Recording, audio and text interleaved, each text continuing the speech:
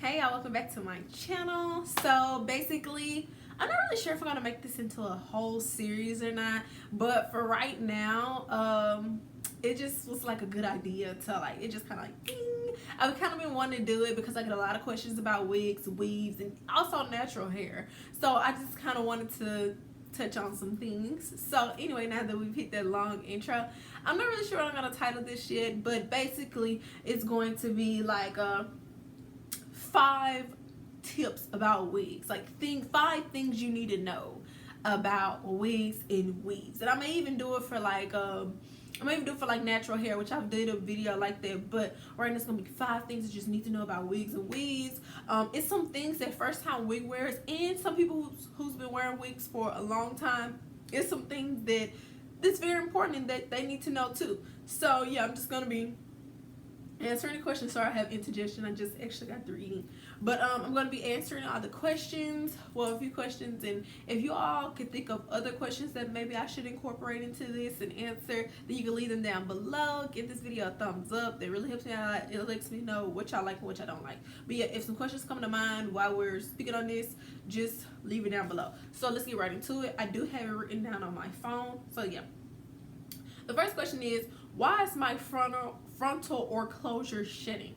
Okay, so I know a lot of times when we have problems like this, we always want to like blame the company and things like that, which sometimes it is their fault. I can't even lie. There are sometimes that it can be the company's fault, whether they did not tie the hair in there good enough for the frontal or the closure or whatever the case may be. But sometimes we do have to take the blame, okay? Because if you still bleach your frontals or bleach your closures, you have to be mindful that bleaching is very, very harsh. Like, it's super harsh. It weakens the hair, and it definitely weakens the hair follicles. So keep that in mind too whenever you're bleaching your frontal or bleaching your closure. So when you initially bleach, even if you don't leave that bleach on there for a long time, it's going to weaken those follicles and it's going to cause shedding.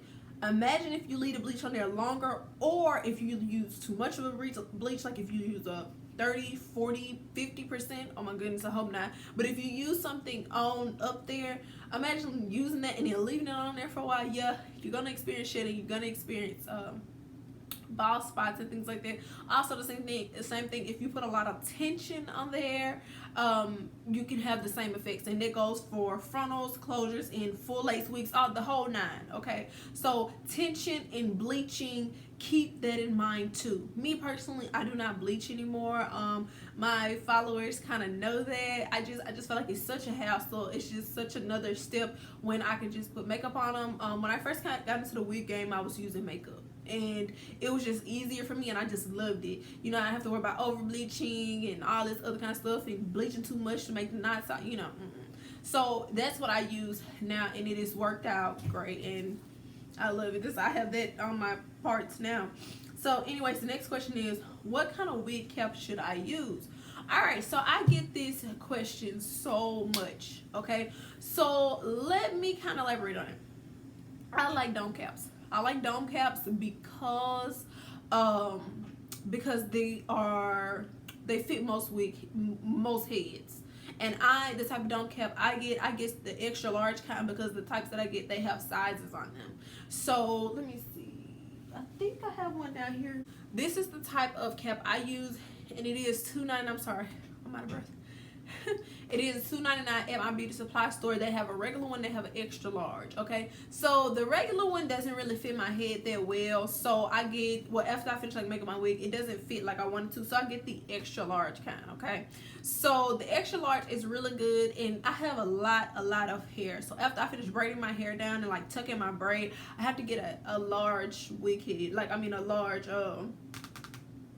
wig cap. Okay, I've tried the other wig caps. Y'all know what I'm talking about, the ones that they sell like, well, they sell them everywhere, but it's like a netted like cap. I've tried those. I think y'all know what I'm saying. I don't know the exact name for them besides the wig cap, but I've tried those before, and it just wasn't, I didn't like it. I didn't like the fit. I've tried them on numerous occasions. It was even one time I tried it, I had to take my whole wig apart because it didn't come out the way that I wanted it to come out. So yeah, it was a fail.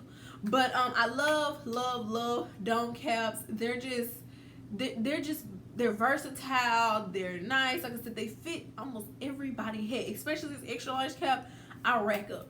I've been trying to see if I can buy them in bulk off Alibaba or Amazon or AliExpress or something like that. That way I don't have to keep clearing out the shelves in my beauty supply store to get these, okay? Because they sell out really fast. I think everybody has kind of caught on to it. And yeah, they're great. They're breathable. And I like them. And then when you make your wig on them, your wigs last forever. I have wigs that are like 3-4 years old, and it's just good. So I would suggest a dome cap. But also, with that being said, find out what works for you, because when I first started making wigs, I was trying out all different kind of caps, like the men dome caps, the women dome caps. I was just trying all different kind of caps, you know. And I used to get these really big caps, and I used to like resize them. I used to put on my head and like resize them and stuff. It was okay, but I got kind of tired of doing that. And if I'm making a wig for somebody else, I would use that. But as far as on myself, I was like, no. And then I came across these, and I was like, okay, those are perfect. So yeah, to answer the question, I would definitely find out what works for you, but I would suggest getting a dome cap, especially if you're a first time wig wearer. They work perfect with sew wigs and glue wigs. Okay, so the next question is, why is my hair tangling? Well, I'm having so much tangles.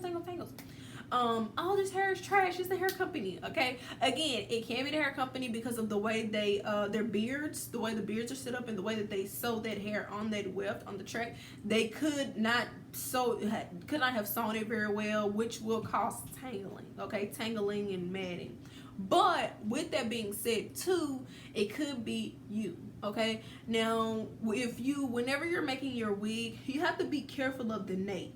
Like if you stack those tracks too close, and I know sometimes we have like 4 and 5 bundles, we want to put them close, stack. But if you put them too close right there, it will cause matting and tangling. That's why in the back of my head, I kind of space them out a little bit. I really do space them, and when I get up to the top, I'll add a little bit, make it a little bit thicker, but I space them at the back because there's a lot of movement and friction going on in the back of your head anyway. You're moving your head, you know, you're all throughout the day, you're moving. That friction starts there, okay?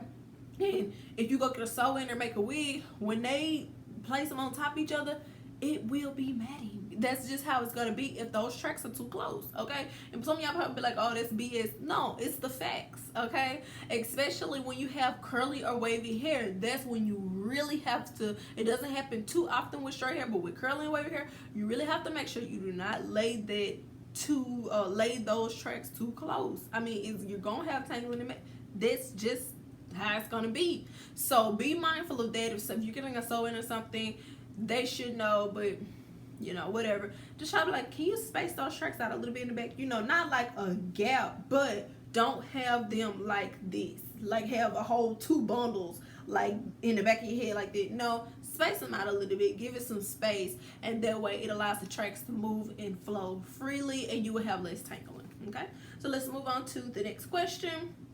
How long does a glue gun unit last?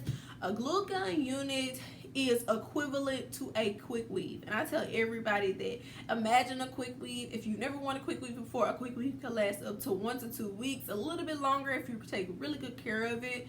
But the thing about the glue gun wigs, they can last longer because you're not wearing the wigs every day, sleeping them, doing everything like a quick weave. Okay, so with glue gun units, I do suggest do not wear the wig, you know, all the time. It's just grab that particular wig whenever maybe you're going out or you want a quick wig or something like that, because it will prolong the longevity of it. So yeah, the glue gun units will last as long as a quick weave would, as long as you're like, it'll last longer if you're taking it off and kind of like not doing too much. And then when you wash them, you can most definitely wash them, you just cannot get water on the glue part. Okay, so you can wash them, but just make sure you don't get water on the glue part, and don't be too rough with it, because it will snatch those tracks straight out. Me personally, I don't like glue gun. I've tried it a couple times before. I don't like it. I'd rather just use regular track glue. Glue gun, when it dries white. Some people say it's black glue that you can use, black glue gun glue. I have not found it yet. I don't know, you probably find it on eBay, Amazon.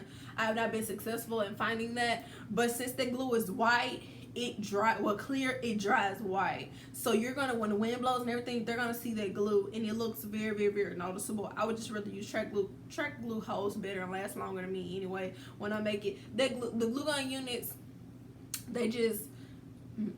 I would suggest, if you want to make a quick wig, which I have a video on it, if you like to make a quick wig, just do it with like quick wig glue, because it's just better and it just lasts a lot longer. Okay, so the final question would be, what grade hair would you recommend? Okay, people ask me this too. Erin, should I get 6A, 7A, 9A, 10A, 28, whatever? Should I get Malaysian, Peruvian, all that? Look, I've said this in one of my videos before.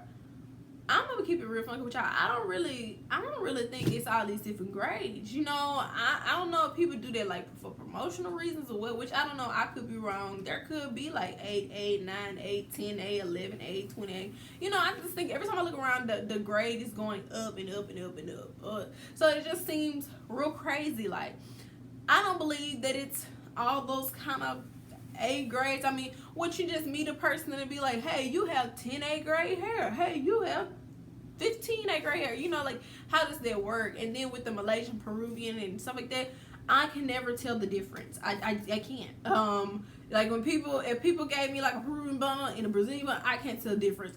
I know back in the day, Peruvian used to be, when Brazilian hair, I mean like virgin hair first started coming out, Peruvian used to be a little bit thinner and Brazilian hair used to be a little bit coarser. But now it all looks the same. Malaysian, Peruvian, all that looks the same. Now, a hair that was different was when I had got the hair from Sadidi Hair Life, and it was called Indian Wave or Indian something, and that was pretty nice. Then I had got some Indian hair from LI Express, and it's just like the Brazilian, Peruvian, Malaysian. So it's just like, I don't really know. Okay.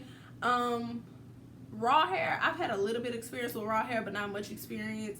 But yeah, I don't know. I can't really say what to just get, because it all is the same to me. I mean, I haven't really seen a dramatic difference besides the Sadidi Hair Life hair, which there's some nice hair. I can tell the difference between that. I can tell that's not like no regular Brazilian or anything like that. That's a whole different other grade. So I know that was different. But like these LA Express companies, stuff like that, I think it's just, like I said, I think it's just some kind of promotional thing. Just like, not just them, but other people who are selling. I just think it's just to promote the hair. Like, hey, I got some 35,000 A grade hair, you know. So I don't know. But anyways, guys, that was the 5 questions. That really concludes the video. If you do like this video, like I said at the beginning, like the video. Also, let me know in the comments. I'll maybe make like a part 2, part 3, or whatever, if you really like the video. If you think of some questions, like if you think of some questions that you would like for me to answer or include in the video, just leave it down below. And yeah, I'll see you on my next one.